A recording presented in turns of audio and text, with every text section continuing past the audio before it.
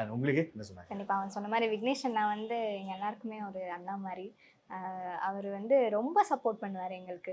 So ஜெயிச்சோனே யார் முகத்த happiness இருக்கோ இல்லையோ, அவருக்கு அப்படியே அவரு அவரு சிரிக்கிறத பார்த்தாலே அவரு தெரியும். அப்படி சோகமா நான் பார்க்கல. நான் நெனச்சேன் அவர் ஏபி போடும்போதும் சரி, அதுவும் இப்படியே ஸ்மைலிங் ஃபேஸாவே அவர் இருந்தாரு எப்பவுமே இல்லையா? ஸ்மைலிங்கா இருப்பாரு. அவரோட ஹாப்பினஸ் அப்படி எக்ஸ்பிரஸ் பண்ணாரு. ம். ரொம்ப சந்தோஷப்பட்டாரு.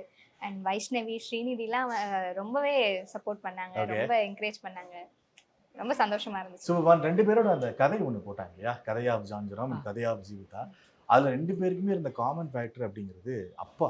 அந்த ஒரு எலிமெண்ட் வந்து அது ரொம்ப ஸ்ட்ராங்கா இருந்தது. பிகாஸ் நீங்க ஒரு எலிமெண்ட்டுக்காக அப்பாவோட சர்ஜரிக்காக உங்களோட அந்த ஒரு ப்ராசஸ் ஒண்ணு இருக்கு. அண்ட் அப்பா நீங்க சின்ன வயசுலேருந்து கஷ்டப்பட்ட அந்த மொமெண்ட் இருக்கு.